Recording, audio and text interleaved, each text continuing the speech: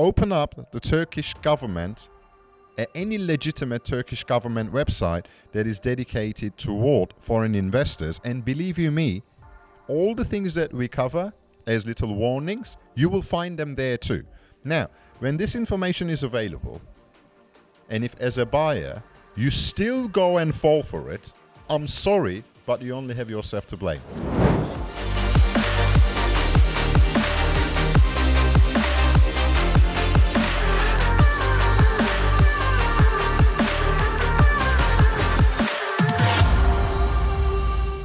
Hey guys, welcome back to another episode of Straight Talk. We're still in our, same place. I thought when I got Cameron Degan here, I thought I was gonna film 3 episodes with you. I know. I took my scarf off. Yeah, you just you to look a little different. Scarf off. Yeah, this other episode. Than that, I'm just sitting in the same spot. This episode is an interesting one. We will be actually covering a question of one of our audience that came to Cameron, then through Cameron came to me. Rafe, right? Rafe. Yeah. He's basically asking, how safe is my investment in Istanbul? And I'm going to do my utmost best to cover this question from different dimensions. I'm going to approach this question from different dimensions, right? So these are all the things that we will be talking about, and I have literally divided this entire section into 3 parts. The part number 1 is paperwork and frauds. This is the first section before you buy your property. It's when the property is on the paperwork stage. Number 2 is the material damage in terms of structural the earthquake, stuff, fires, robbery, etc. Yeah. Number 3, safeness, as in investment not losing value. Is my investment safe as protecting the value of your investment? Exactly. Now, okay, let's talk about the first one, right? Paperwork and frauds and etc. So there are many, scams and gimmicks and frauds in the market that one foreign investor should, come across. What do you think these are, and how should one be prepared for them? Rental guarantee contracts. Yeah. You're a foreign investor.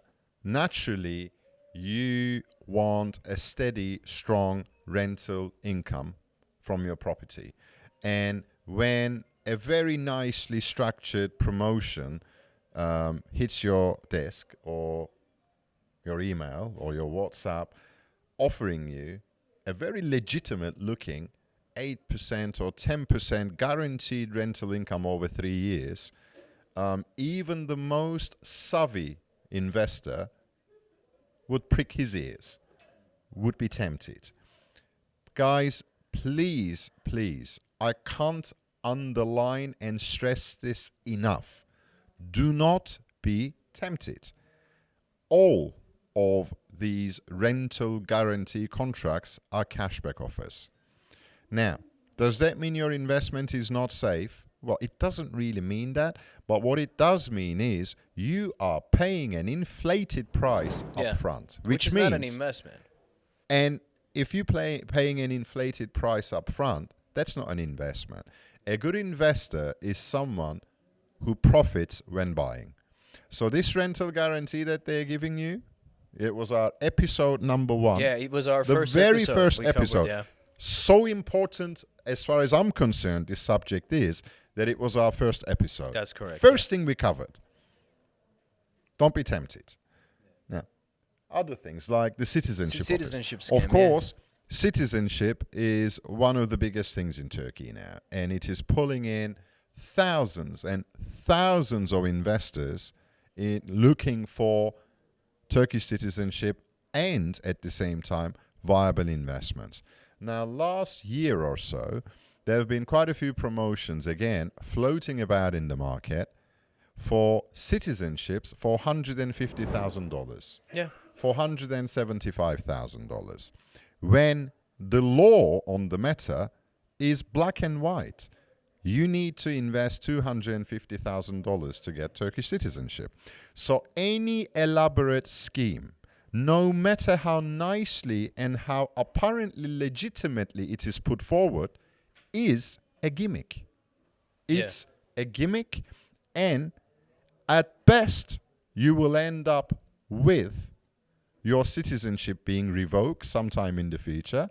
At worst, you could be prosecuted for it, for having committed a crime, because it is a crime. You are trying to defraud the government. Yeah, but not everything is a crime, Cameron. I mean, for example, property registry type. So some properties are being registered as commercial, yet being sold as residential. Well, when just a quick announcement here. I mean, when we're considering the value-added tax, if your property is residential and smaller than 150 square meters, you pay 1%. If it's above 150, you pay 8%. If it's a commercial unit, you pay 18%. Now, this scenario happened in Beylikdüzü. One of my friends purchased a property. The property he purchased was actually registered as commercial. So he ended up paying 18% value-added tax on that property. When he should have really only paid 1% or nothing at all. Exactly. And the agency he worked with didn't know the rules. All right, look, this is very simple. And I'm going to be very harsh about this. I blame the buyer. You do? When it comes to circumstances of this nature, I blame the buyer. Why? Look, why? How many episodes have we done? I don't know, 57, 58? Okay. We talked about rental guarantee gimmicks. We talked about citizenship by investment gimmicks under 250, like $175,000 citizenship by investment gimmicks. And we talked about quite a few other instances where they're trying to pull a quick one over the buyers, over the buyers, okay? We talk about them, and we're not the only company talking about them.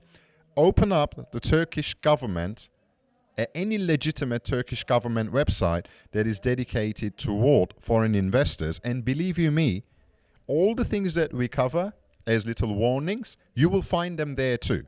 Now, when this information is available, and if as a buyer, you still go and fall for it, I'm sorry, but you only have yourself to blame. The thing is, and I tell you why, and I'm gonna be very open about this, it's greed. Yeah. It's greed. There's a beautiful expression, penny wise and pound foolish, which means you're trying to save a few pennies. Yeah. In doing so, you're losing pounds. Yeah. I mean, that friend of mine has lost 18%. Again, if something is so too good to be true, it is. It is too good to be true. So look, you're investing $100,000, $200,000, $300,000, $1 million in a foreign country. Go and spend that extra $2,000 and appoint a lawyer who is independent, who knows what he's doing. Let him check the title deeds. Let him process your transactions A to Z. Yeah. To make sure that you have the legal security and the legal safety around your purchase. Yeah. But some people try to save that $2,000. But that's a character, isn't it? I'm sorry.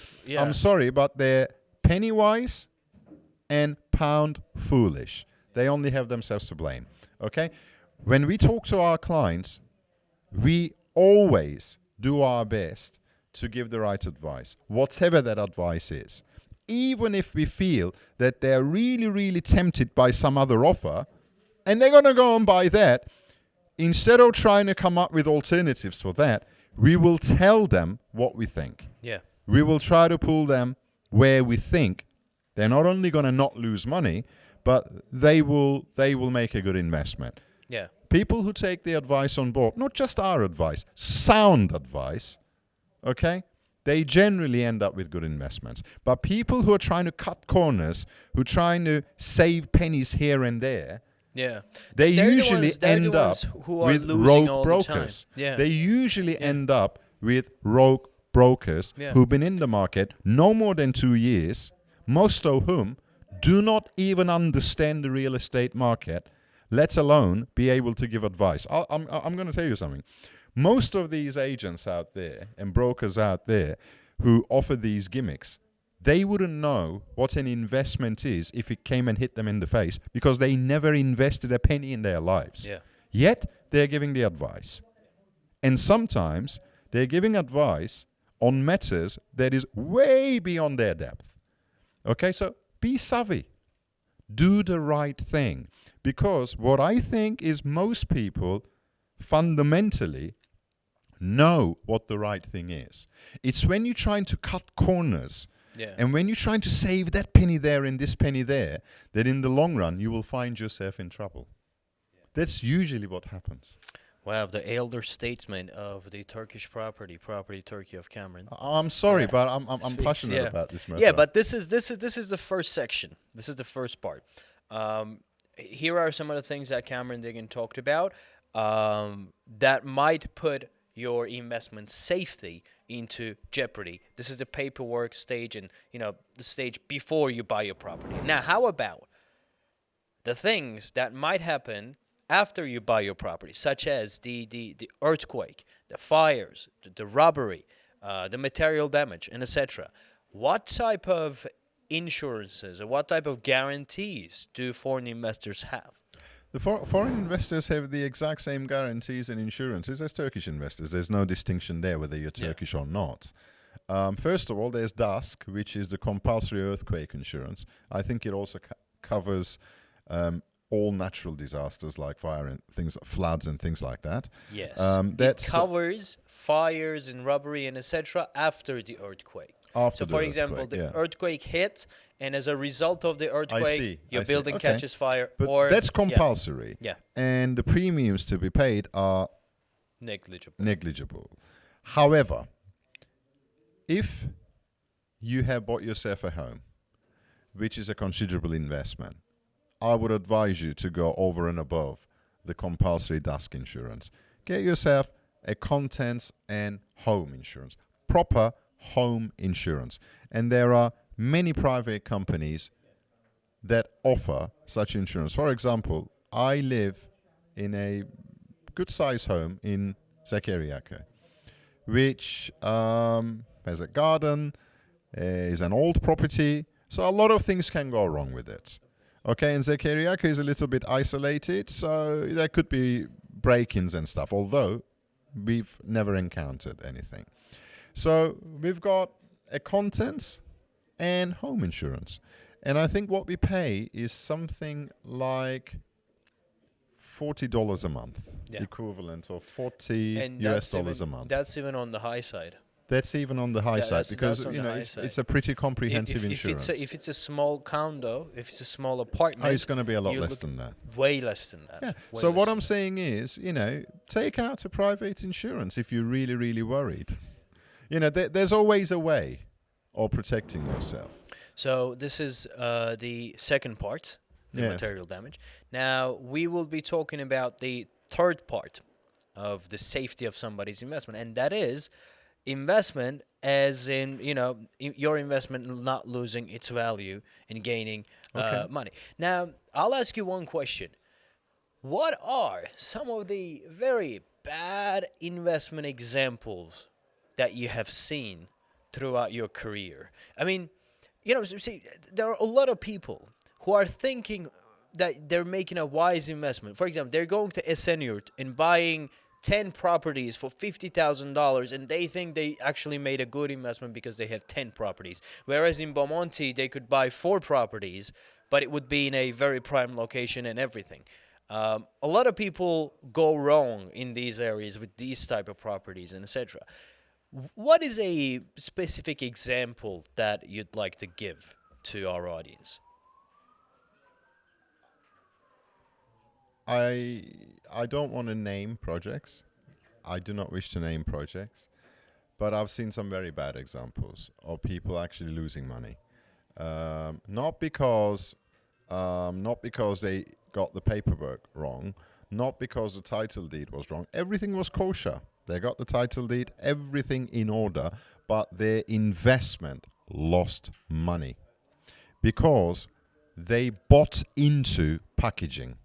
And in real estate sector, to sum it up, to really address your question, I will sum it up as, do not buy into packaging. When you're looking at a product, whatever the product is, take the packaging off and look at the real product. Because sometimes the packaging is better than the product itself. Usually, in real estate terms, if the packaging is better than the product itself, you will lose money. Especially where in certain parts of Istanbul, if we're looking at Istanbul, there is quite high supply. Like, again, I keep on stressing this. If you are investing, we're not buying a home, we're investing with one and one purpose only, to get and to maximize your return on investment.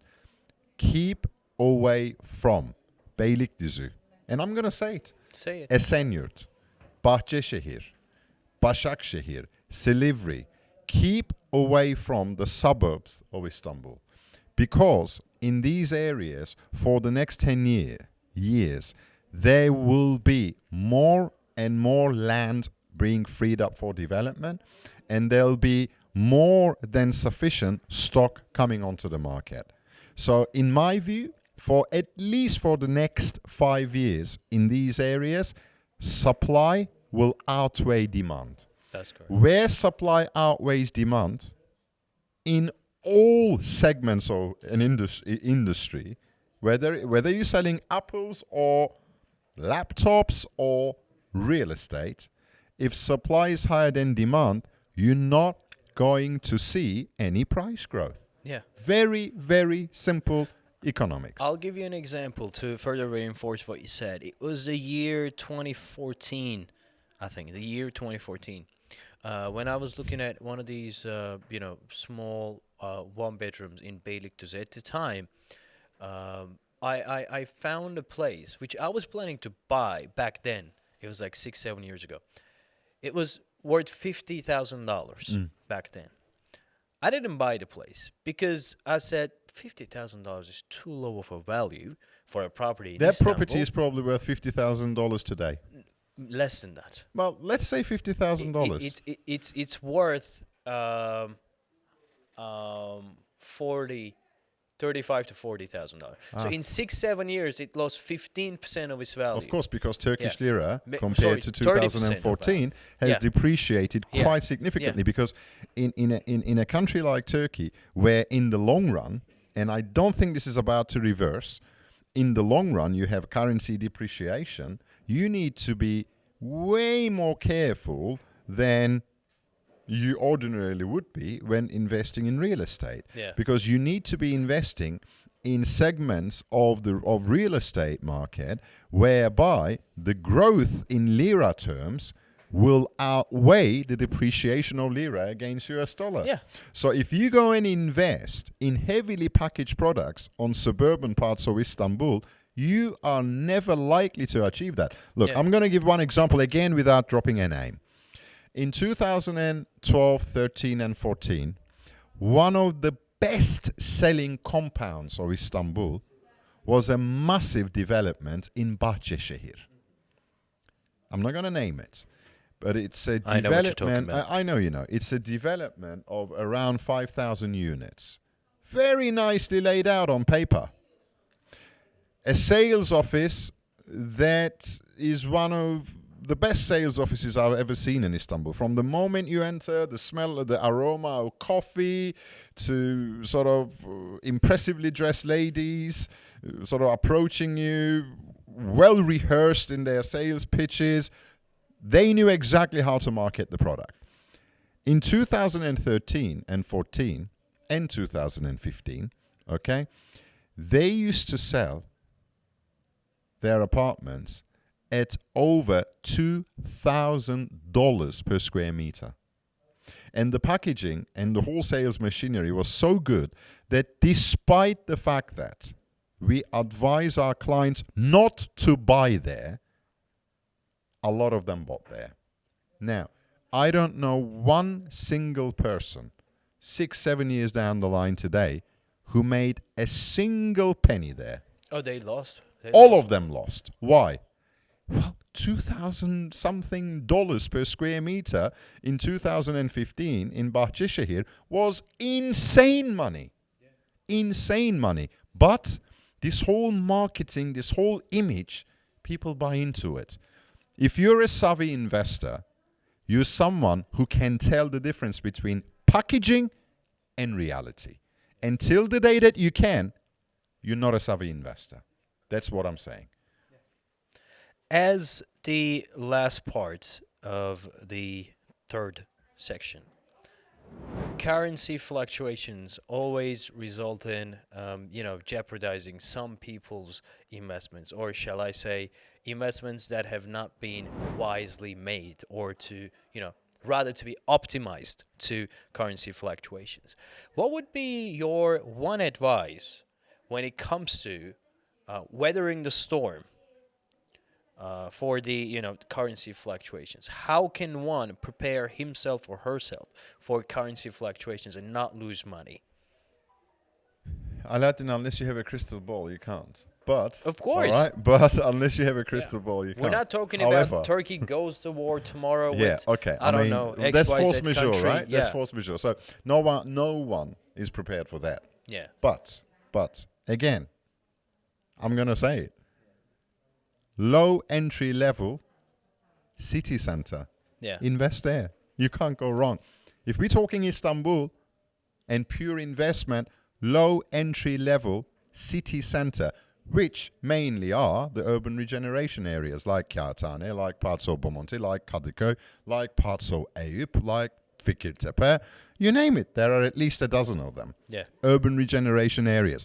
And again, when I say low entry level city center, please do not come looking for $50,000 city center apartments. Yeah. Low entry level for city center is around $130,000. That's the low entry level.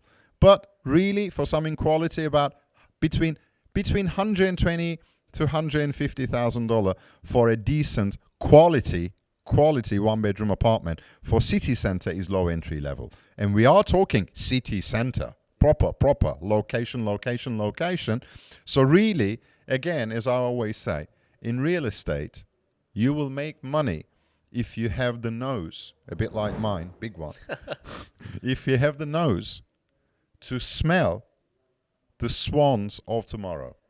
You buy the ugly ducklings of today that are going to be the swans of tomorrow. If you can do that, you will make money in a city like Istanbul. No two ways about it.